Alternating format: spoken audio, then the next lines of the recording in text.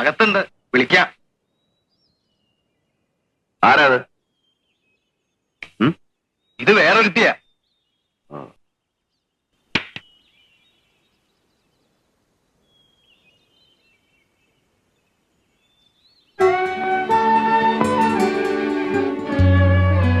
Mrs Jayendran ഇവിടെ? ഞാൻ ഇന്നലെ കൊടുത്ത കംപ്ലൈന്റ് കഴിയുമെങ്കിൽ വിഡ്രോ ചെയ്യാൻ. എനിക്ക് നേരത്തെ തോന്നിയിരുന്നു. അഡ്വക്കേറ്റ് ജയേന്ദ്രന്റെ വാദം കേട്ടപ്പോ അയാളുടെ ഭാര്യ പ്രതിഭാഗം ചേരുന്നു. It's all right. I'm sorry. ഒന്നും പറയണ്ട. ഞങ്ങൾക്കിതൊരു പുതിയ അനുഭവമൊന്നുമല്ല. വെട്ടും കൊലയും നടത്തിയവർ തന്നെ അവസാനം ഒത്തുചേരും. ഇടയിൽ കഷ്ടപ്പെട്ട് കേസന്വേഷിച്ച പോലീസുകാരന്റെ വായിൽ പച്ചത്തെറിയ എന്റെ നാവിൽ വരുന്നേ. ഞാനൊന്നും പറയുന്നില്ല. പക്ഷേ നിങ്ങൾ ഈ ചെറിയ കാര്യത്തിന് ഇവിടെ വരേണ്ട കാര്യമില്ലായിരുന്നു. എന്റെ ഗതികേടുമുണ്ട്, അല്ലെങ്കിൽ കുറ്റബോധമുണ്ട്. അഡ്വക്കേറ്റ് ജയേന്ദ്രന്റെ ഭാര്യയ്ക്ക് ഗതികേടുണ്ടെന്ന് പറഞ്ഞാൽ ഞാനത് വിശ്വസിക്കില്ല. പിന്നെ കുറ്റബോധം ഒഫീഷ്യൽ ഡ്യൂട്ടിയിൽ എന്നെ വഴിതെറ്റിച്ചതിലേ ഉള്ളൂ. പേഴ്സണൽ ലൈഫിൽ എന്നെ വഞ്ചിച്ചതിലില്ല. ഞാൻ ആരെയും വഞ്ചിച്ചിട്ടില്ല. മറ്റൊരാണിന്റെ ഗർഭം ധരിച്ച് നിനക്കത് പറയാമോ? മിസ്റ്റർ ബൽറാം, ആ ആണിന്റെ ഭാര്യയാണ് ഞാൻ. അദ്ദേഹത്തിന്റെ കുഞ്ഞിന്റെ അമ്മയായെങ്കിൽ അതെന്റെ കുറ്റവുമല്ല. ഓ, ക്രെഡിറ്റ് ആയിരിക്കും. കുറ്റം എന്റെ തന്നെയാ. വർഷങ്ങൾ അടുത്ത് പെരുമാറിയിട്ടും മണിക്കൂറുകളോളം തനിച്ചൊരുമിച്ചുണ്ടായിട്ടും നിനക്കൊന്നും നഷ്ടപ്പെട്ടില്ലല്ലോ. വിദ്യയായി എനിക്ക് നിന്നോട് ആരാധനയായിരുന്നു, ഡിവൈൻ ലവ്. പകരം ഒരു ഡെവിൾ മോളസ്റ്റ് ആവാൻ എനിക്ക് കഴിഞ്ഞില്ല. അതിലേ എനിക്ക് ദുഃഖമുള്ളൂ. എന്നെ പഴിചാരി നിങ്ങൾ ശുദ്ധനാവാൻ നോക്കുകയാണോ? ഏയ്, എനിക്കെന്ത് ശുദ്ധത. ഞാൻ എന്നും കുടിക്കും, തോന്നുമ്പോഴൊക്കെ വ്യഭിചരിക്കും. എനിക്കറിയാം. ഇന്ന് എന്റെ ഭാഗം നിങ്ങൾ കേൾക്കണം. കൺഫെഷൻ ആണെങ്കിൽ വേണ്ട. വീടും കുടുംബവുമായി കഴിയുന്ന എനിക്ക് പഴയ കഥകൾ ഓർത്ത് കരയാൻ നേരമില്ല. അന്ന് എന്റെ അച്ഛനും നിങ്ങളും തമ്മിലുണ്ടായ വഴക്കിൽ ഞാൻ മാറി നിന്നത് ഒരു പാവം ചേരാൻ പറ്റാത്തത് കൊണ്ട്.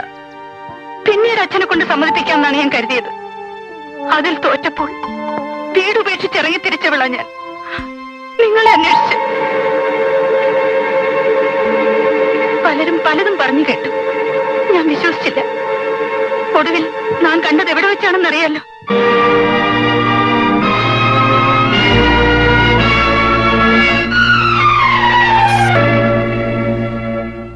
ഒരു കൊലയാളിയാണ് നിങ്ങളെന്ന് അറിഞ്ഞിട്ടും എനിക്ക് നിങ്ങളോടുള്ള സ്നേഹം കുറഞ്ഞില്ല. എന്നാൽ അന്ന് ആ വ്യഭിചാരശാലയിൽ വെച്ച് നിങ്ങളെ ആ പെണ്ണിനോടൊപ്പം കണ്ടപ്പോൾ എന്റെ കുറ്റപ്പെടുത്തുന്നില്ല ആരെയും. It's my faith.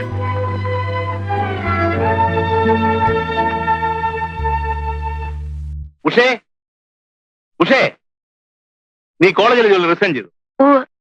ആരോട് ചോദിച്ചിട്ട് പറ? ആരോട് ചോദിച്ചിട്ടെന്ന് ചോദിച്ചാൽ സമ്മതിക്കില്ലെന്നറിയാം. അതുകൊണ്ട് ഞാൻ തന്നെ. എന്താ നീ കാണിച്ച ധിക്കാരി? ലക്ഷം രൂപ കൊടുത്താൽ ആ ജോലി കിട്ടും. രാജിവെക്കാതെ ഇനിയും ജോലിക്ക് പോയാൽ സ്റ്റുഡൻസിന്റെ റെസ്പെക്ട് കിട്ടും. അവിടെ എനിക്ക് തല ഉയർത്തി നടക്കാനൊപ്പോ? അതുകൂടി ചോദിക്കൂ. കോളേജിലെ കുട്ടികൾക്ക് മുഴുവൻ ഈ സംഭവം അറിയാം. സ്റ്റാഫിൽ പലരുടെയും മുന്നിൽ വെച്ചാണ് പ്രിൻസിപ്പലിന് ഞാൻ പരാതി എഴുതി കൊടുത്തത്. അതിനെതിരായി നിങ്ങൾ എന്നെ കൊണ്ട് പറയിച്ചു, സ്റ്റേറ്റ്മെന്റ് എഴുതി വാങ്ങിച്ചു. ഞാൻ ഇനി എങ്ങനെ അവരെ ഫേസ് ചെയ്യും? എന്നെ അപമാനിച്ച കുട്ടിയെ ക്ലാസ്സിൽ എത്തിക്കൊണ്ട് എനിക്ക് പഠിപ്പിക്കാൻ കഴിയില്ല. പിന്നെ ചുമ്മാ വീട്ടിലിരിക്കണം, അത് നടപ്പില്ല. നിങ്ങൾ അതേ പറയൂ. നാണം കിട്ടി ജോലി ചെയ്താലും നിങ്ങൾക്ക് ശമ്പളം കിട്ടിയാൽ മതി. സോഷ്യൽ മൊറാലിറ്റി വിടാതെ പ്രാക്ടീസ് ചെയ്യുന്ന യോഗ്യന്മാരായ വക്കീലന്മാർ എത്രയോ ഉണ്ട്. നിങ്ങൾക്ക് ആ മാന്യതയില്ല. നിന്റെ മറ്റവനുണ്ടായിരിക്കും മാന്യത, ആ ചെറ്റ പോലീസുകാർ. പോലീസുകാർ കളവും കൊലയും ചെയ്യുന്നവരെ പിടിക്കുന്നവരാണ്. ആ ക്രിമിനൽസിനെ ഡിഫെൻഡ് ചെയ്യുകയല്ലേ നിങ്ങളുടെ ജോലി. അവരുടെ കാശ് വാങ്ങി ജീവിക്കുന്ന നിങ്ങളെ പോലെ ചെറ്റത്തരം പോലീസുകാർക്കില്ല. തോന്നിയാസം പറഞ്ഞ കൊന്നുകളയുന്നേ. ഇല്ല, നിങ്ങൾ എന്നെ കൊല്ലില്ല. എന്റെ അച്ഛന്റെ സ്വത്തുക്കൾ മുഴുവൻ തട്ടിയെടുക്കുന്നവരെ ഇങ്ങനെ ടോർച്ചർ ചെയ്യുകയുള്ളൂ. പണമാണ് നിങ്ങൾക്ക് വലുത്. ഭാര്യയുടെ കൈ മുറിച്ചാലും കഴുത്തറുത്താലും കക്ഷികളെ നിങ്ങൾ പിണക്കില്ല. അവളെ ഒരു കോളേജ് സ്റ്റുഡന്റ് റേപ്പ് ചെയ്താലും നിങ്ങൾക്ക് പറയാനില്ല. പണത്തിന് വേണ്ടി സ്വന്തം ഭാര്യയെ അന്യപുരുഷന്റെ കടപ്പറയിലേക്ക് അയക്കാനും നിങ്ങൾ മടിക്കില്ല.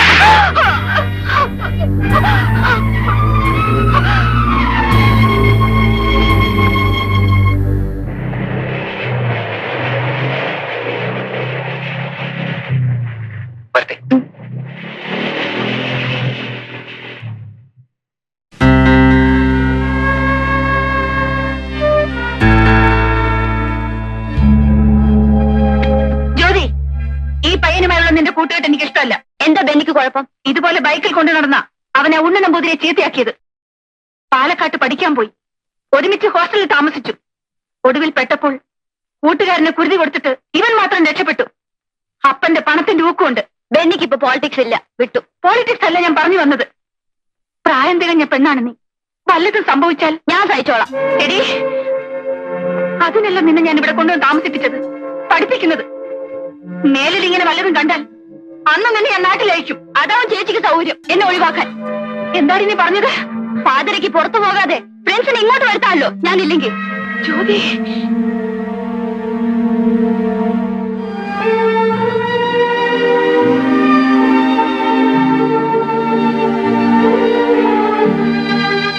കഴിഞ്ഞവണ ഞാൻ നിനക്കന്ന കാശൂടെ വെച്ചിട്ട് പോയില്ലേ? എന്താ കാര്യം? എനിക്ക് ആവശ്യമില്ല. എന്നിട്ട് പിന്നെ നീ ഇവിടെ വന്ന് ആവശ്യത്തിന് നാവിലൊരു തെറിയും വരുന്നില്ലല്ലോ. ചക്കാത്തനാണ് നീ വന്നത്. പോലീസുകാരുടെ സ്വഭാവം നിനക്കറിയോ? പ്രൈവറ്റ് ബസ്സിൽ കയറിയ ഫീസ് മുതൽ കാശ് കൊടുക്കൂല, മുടി വെട്ടുന്ന ബാർബർക്ക് കാശ് കൊടുക്കൂല, ഓഫീസർമാര് ബാറിൽ കയറിയ ബില്ല് കൊടുക്കൂല. ബില്ല് ആര് കൊടുക്കൂല? ഓഫീസർ. അല്ലടി, ബാറുടമ ഓഫീസർക്ക് ബില്ല് കൊടുക്കൂല. പക്ഷെ എനിക്ക് തരും. തന്നില്ലെങ്കിൽ ചോദിച്ചു വാങ്ങിക്കും. എനിക്ക് ആരുടെയും സൗജന്യം ഒന്നും വേണ്ട. വേണ്ട, സാറിന് പണം തരണമെന്നല്ലോ. അത്രേ ഉള്ളൂ, കൂടുതലുമില്ല കുറവില്ല. ഫിക്സഡ്. എന്നാലാ കാശിന് സാറ് എനിക്കൊരു സാരി വാങ്ങിച്ചു തരൂ. സാരി എന്ന് വെച്ചാ പുടവ. ഞാൻ നിനക്ക് പുടവ വാങ്ങി തരണം. ഞാൻ നിന്റെ നായനാവണം. പുതിയ ഉള്ളവനോടി ഞാൻ കുടി നിർത്തിയ നിന്റെ ഭാഗം, അല്ലെങ്കിൽ അടിച്ചിന്റെ പല്ലി ഞാൻ കുടിച്ചാ പോവാം. കുടി നിർത്തിയോ? ഉപ്പ് ഇപ്പഴങ്ങ് എടുത്തു വെച്ചുള്ളൂ. എടാ നാറി, സോറി തിരുമേനി, ഇവിടെ നിന്ന് അങ്ങോട്ട് വിടവുള്ള. അതുകളാ. നിനക്ക് വേണ്ടി മാക്സിമം എനിക്ക് ചെയ്യാവുന്നത് ഒരു ചിന്ന വീട് വെച്ചുതരാം. കീപ്. പക്ഷെ നീ പുറത്ത് വേറെ ഒരുത്തനുമായിട്ട് ബന്ധപ്പെടാൻ പാടില്ല. പാടിയാ കൊല്ലും. നിനക്കുള്ള ചെലവ് ഞാൻ തരും. പിന്നെ ഈ ഓട്ടം നിർത്തണം. ഷെഡി കയറി കിടന്നോളാം. പറ, എത്ര രൂപ വേണം? എന്നെ വിലക്കെടുക്കാനാണോ? സാറ് കൈക്കൂലി വാങ്ങില്ലെന്നാ ഞാൻ കേട്ടത്. അത് നല്ല തുക ആരും തരാത്തോണ്ടാ. അതുകളാ. എന്റെ യോഗ്യതയെ പറ്റിയൊന്നും നീ പറയണ്ട. കാശ് പറ. പിന്നെ ശമ്പളമല്ലേ ഉള്ളൂ. മാസം 1500 ഒക്കില്ല. ഒരു രാത്രി കൊണ്ട് അതിലിരട്ടി ഞാൻ ഉണ്ടാക്കും സാർ. സാറിന് എന്നെ വിലക്കെടുക്കാനാവില്ല. നിങ്ങൾക്ക് വേണോ പണം, സ്ഥലം മാറ്റം, പ്രമോഷൻ? ഞാൻ വാങ്ങിച്ചു തരാം. തിരുവനന്തപുരത്തേക്ക് പോകണ്ട, അവന്മാർ ഇവിടെ കൊണ്ട് തരും. എടി, നീ എനിക്ക് പ്രൊമോഷൻ ഇടാം. വേണ്ട സാർ. കാശാണ് സാറ് വിലമതിക്കുന്നതെങ്കിൽ എന്തൊരു സാർ ഈ ജോലി? കാലത്തു മുതൽ ബൂട്ടും തൊപ്പിയും കാക്കിയിട്ട് നടന്നാൽ നിങ്ങൾക്ക് എന്തോ കിട്ടും? അതിൽ കൂടുതൽ ദിവസവും 4 താടി പഠിച്ചു കൊടുത്താൽ അമ്പട്ടന് കിട്ടുമല്ലോ.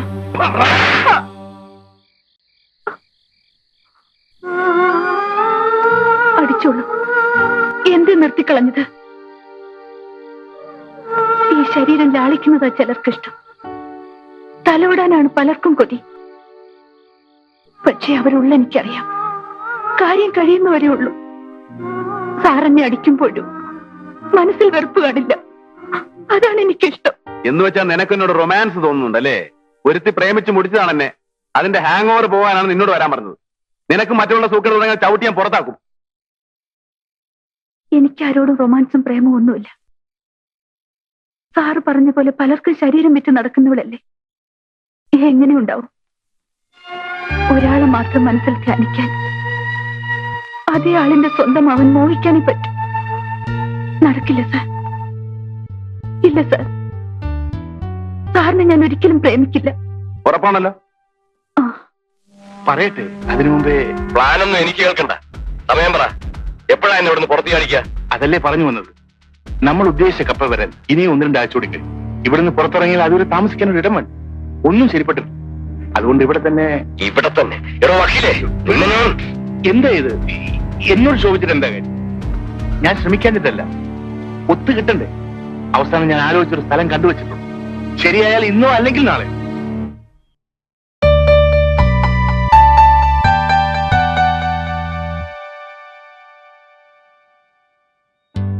വരൂ. രാധയല്ലേ? അന്തർജനം. ഇരിക്കൂ. എന്റെ പേര് ഉഷ. വക്കീലിന്റെ. മനസ്സിലായി. പലപ്പോഴും ഇവിടെ വരുമ്പോ സംസാരിക്കണം തോന്നിയിട്ടുണ്ട്. കഴിഞ്ഞില്ല. ഇരിക്കൂ. 2-3 കൊല്ലായില്ലേ ഈ കേസ് അനിയന്റെ? ഒരിക്കൽ ഇവിടെ ഇരുന്ന നിങ്ങളുടെ അച്ഛൻ മകന്റെ കഥകൾ അദ്ദേഹത്തോട് പറഞ്ഞത്. കോളേജിൽ ഫൈനൽ ഇയർ ആയിരുന്നല്ലേ? കേട്ടപ്പോൾ അരുത്, എന്റെ ഇല്ലത്ത് ഇതേ കേൾക്കാറുള്ളൂ. അച്ഛൻ വാതുവരാതെ എനിക്കും വേറെ ഒന്നും ഓർക്കാൻ കഴിയില്ല. പുറത്തിറങ്ങിയാലെങ്കിലും കുറച്ച് ആശ്വാസം ഉണ്ടാവുമെന്ന് കരുതി. സോറി, ഞാൻ നിങ്ങളെ വേദനിപ്പിക്കാൻ പറഞ്ഞതല്ല. മനസ്സ് മരവച്ചവർക്ക് എന്ത് വേദന. ഞാനിവിടെ കയറി വന്ന് അനാവശ്യം പറയാണെന്ന് തോന്നിയോ? ഏയ് ഇല്ല.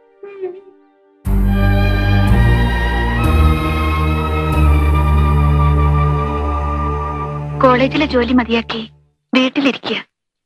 ഇവിടെ ഒരാളെ സംസാരിക്കാൻ കിട്ടിയത് ഭാഗ്യായി. കേസിന് എത്ര രൂപ ചെലവായി? കൃത്യമായിട്ട് അറിയില്ല. അച്ഛന്റെ പ്രൊവിഡന്റ് ഫണ്ടും ഗ്രാറ്റുറ്റിയും പെൻഷൻ കമ്മ്യൂട്ട് ചെയ്ത കാശും മുഴുവൻ തീർന്നു. താമസിക്കുന്ന ഇല്ലത്തിന് പലർക്കും അവകാശമുണ്ട്. ഞങ്ങളുടേത് വിറ്റു. ഇപ്പോഴതുകൊണ്ടാ. കേസിന് പോയാൽ ഇതാ ഗതി. വക്കീലന്മാരുടെ സ്വഭാവം. എന്റെ മിസ്റ്ററും അതേ തൊഴിൽ തന്നെയാ. എന്നാലും ഏത് കേസും ജയിക്കുമെന്നേ അവര് പറയും. നിങ്ങളുടെ കാര്യം തന്നെ. എത്ര കോടതി കയറി, എന്തെങ്കിലും ഗുണം കിട്ടിയോ? തെളിയിക്കാൻ കഴിയില്ലെന്ന് അറിഞ്ഞിട്ടും തെളിവുണ്ട്. അതിനുവേണ്ടി ഞാനിങ്ങോട്ട് വന്നത്. എനിക്കറിയാം. എന്റെ മിസ്റ്റർ നിങ്ങളെ ഫോണിൽ വിളിച്ചു പറയുന്നത് ഞാൻ കേട്ടു. എല്ലാം വെറുതെ. എന്താ നിങ്ങൾ പറഞ്ഞു വരുന്നത്? നിങ്ങളുടെ അനിയൻ പോയി. കൂട്ടത്തിൽ ഉള്ളത് മുഴുവൻ വിറ്റ് ഈ കേസിന് ചെലവാക്കിയാൽ ആ പണവും നഷ്ടമാവും. നിർത്തൂ. പുറമേ നിന്ന് ഉപദേശിക്കാൻ എളുപ്പാ. സ്വന്തം അനിയനെ പോലീസുകാർ പിടിച്ചോണ്ട് പോയി തച്ചു കൊന്നാൽ നിങ്ങളിത് പറയില്ല. കുടുംബത്തിന്റെ ഏക ആന്തരിയായിരുന്നു ഞങ്ങളുടെ ഉണ്ണി. അവനേക്കാൾ വലുതല്ല ഞങ്ങൾക്ക് പണം, ഈ കഷ്ടവും നഷ്ടവും ഒന്നും. നിങ്ങളുടെ ഭർത്താവ് പോലീസുകാർക്കെതിരായി വാദിക്കുന്നതിൽ ഭയമുണ്ടെങ്കിൽ അത് പറയൂ. ഞാൻ വേറെ വക്കീലിനെ നോക്കിക്കോളാം. അയ്യോ, ഞാൻ പറഞ്ഞു വന്നത് ഈ കേസ് നടത്തരുതെന്നല്ലേ? ഞാൻ മുഴുവനും കേട്ടു. മിസ് രാധ, നിങ്ങളോടുള്ള സഹതാപം കൊണ്ടല്ല അവൾ ഇങ്ങനെ പറഞ്ഞത്. സ്വന്തം കാമുകനെ രക്ഷിക്കാനാണ്. ഈ കേസിൽ ഒന്നാം പ്രതി ഇൻസ്പെക്ടർ ബൽറാം കല്യാണത്തിന് മുമ്പ് ഇവളുടെ ഇഷ്ടക്കാരനായിരുന്നു. പിന്നീട് അറിഞ്ഞിട്ടും എന്റെ കുഞ്ഞിന്റെ അമ്മയായതുകൊണ്ടാണ് ഞാൻ അവളെ വീട്ടിൽ താമസിപ്പിക്കുന്നത്. ബൽറാമിന് നിയമത്തിൽ നൽകാവുന്ന ഏറ്റവും വലിയ ശിക്ഷ കൊടുപ്പിക്കാൻ ഒരു വക്കീലം നിലവിട്ട് ഞാൻ പ്രവർത്തിക്കുന്നത് കൊണ്ട് തന്നെയാണ്.